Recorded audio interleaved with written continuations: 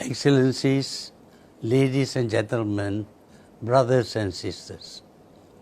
Once again, I have to take to the TV because of the dastardly act perpetrated by the rogue state of Israel. During the month of the Ramadan, during which Muslims pray in the mosque and elsewhere, the Israelis decided to invade, to desecrate the mosque by going in and attacking the people who were praying. Obviously, the people who were praying were defenseless. They were not there to fight. They were there to pray. And yet the Israeli forces, with their boots on, marched into the mosque and started throwing grenades and killing a lot of people, men, women, and children. This is Israel. For years now, since 1948, we have seen repeatedly this kind of action by the rogue state of Israel. They have no respect for international norms or international law. They break all these laws as if these do not apply to them. Unfortunately, the big powers have allowed the Israelis to do this and have never taken any action against Israel, although it is possible that they have been committing crimes against humanity. This is what is happening today, now. For 4 days now, the attack on the Muslim prayers have not abated. More and more people are being harassed and disturbed by the Israeli soldiers. On the top of that, they have tried to seize the village of Sheikh Jazara, a place where the Palestinians have been living for hundreds of years. They claim that this village belonged to the Jews 1,000, 2,000, or 10,000 years ago, and therefore they have a right to seize the houses belonging to the Palestinians and evict the occupants as if they have a right to take any property that they choose to take. All this is about their right to take places in Palestine because thousands of years ago they claim they had occupied these places. If on this basis, that because in the past people live in certain areas and therefore now in this day and age they can reclaim violently their former property, then the world will see constant wars because everybody would want to take back the land that has been seized from them in the past. We have to accept that the countries of the world have now been recognized with their own boundaries, and we respect them. We treat them as nations, but not the Israelis. They take the land belonging to the Palestinians and expel them. And even now, they do not allow the Palestinians to return to their own land and to reclaim the property that had been seized by the Israelis during the creation of the State of Israel. They have paid no compensation. But this is not just there, not just in the original state where Jews and Muslims live together.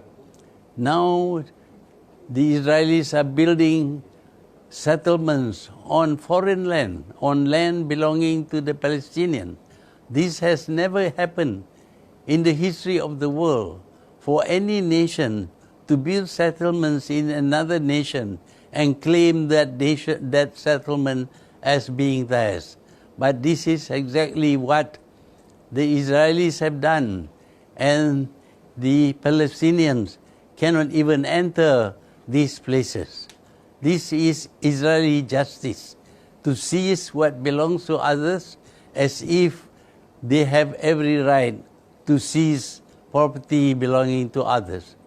This is what Israel is about.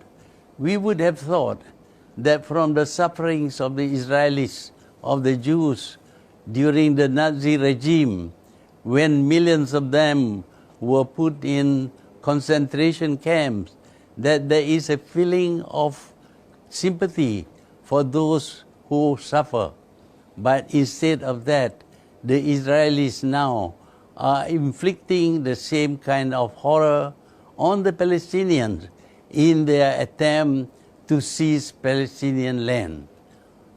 These people have not at all been affected by their past, and unfortunately many in other countries seems to sympathize with them and to give them support even when they commit acts against international law, such as carrying out a sanction or stopping trade between Gaza and the rest. Yes, it is true that the Gazans have fired rockets at Israel, but this is nothing compared to the destruction of Gaza by Israel, even if there is no provocation. They claim that they have a right to protect their land, but if they have that right, the Palestinians too have that right. They too can protect their land.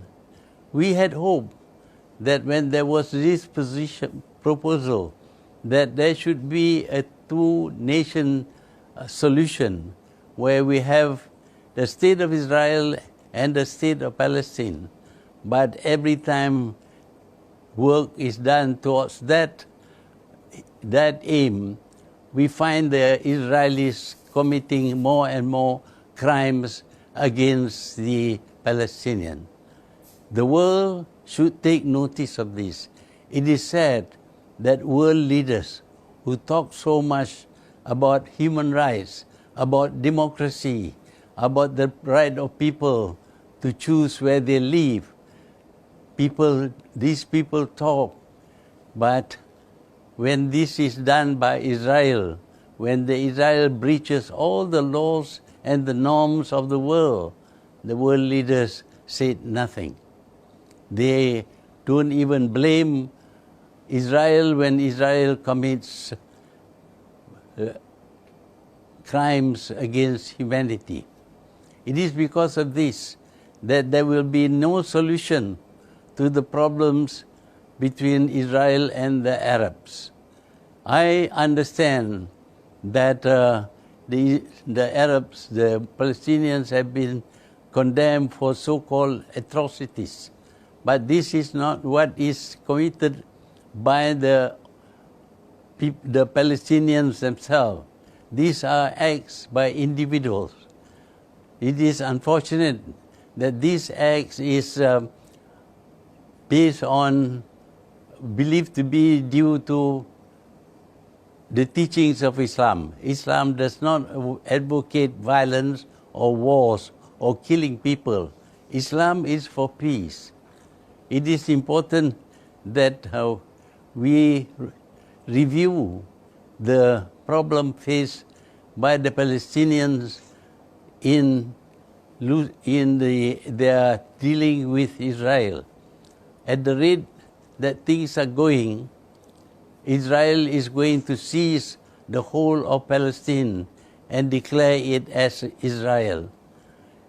For the Palestinians, there is no way they can fight a violent war because they are not sufficiently equipped to fight a war against Israel.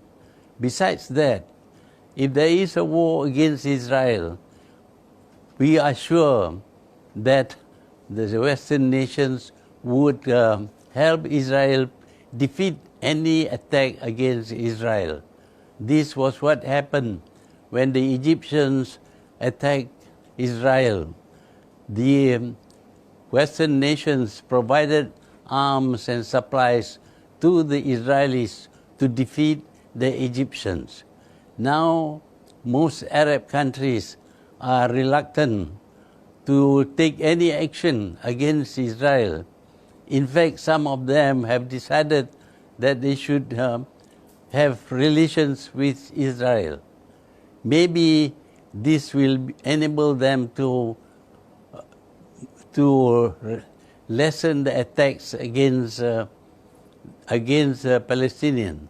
But I am not convinced that this attempt to work with Israel will result in the Arab Palestinians gaining back their land. It is time that we consider new strategy in our fight for justice against Israel. It is important that we seek diplomatic recognition and we go into the realm of diplomacy in order to explain the truth of the struggle, that the victims are the Palestinians and not otherwise. The world seems to think that it is the Palestinians who are provoking action against Israel.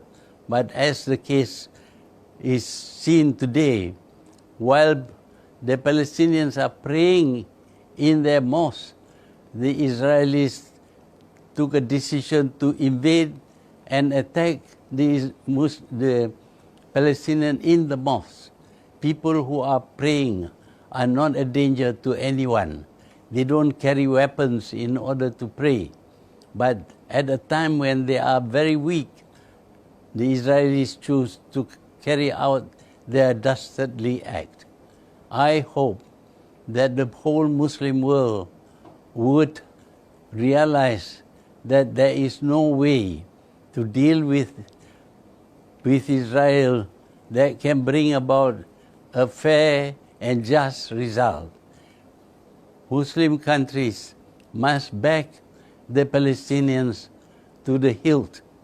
We know that they have not been able to fight against their enemies, the Israelis. But I am sure that with joint action by Muslim countries and also by those who believe in human rights and the right of the Palestinian, with them backing the struggle of the Palestinian, I believe that we will find a solution for this Arab-Israel conflict. It is not worthwhile for us to think only of revenge, of fighting because they have fought against us. It is important that we should have a proper strategy in order to achieve victory at the end. Fighting for the sake of fighting, for the sake of taking revenge, is not going to gain us anything. I hope that the Arab world, the Palestinians, should now sit down and think about a proper strategy to fight against the Israelis in order to achieve victory towards the end. I hope that the Muslim world will awake to the present situation, and I wish that we all would suffer less from the kind of roguish activities, violent activities of Israel against the Palestinians and against humanity. Thank you.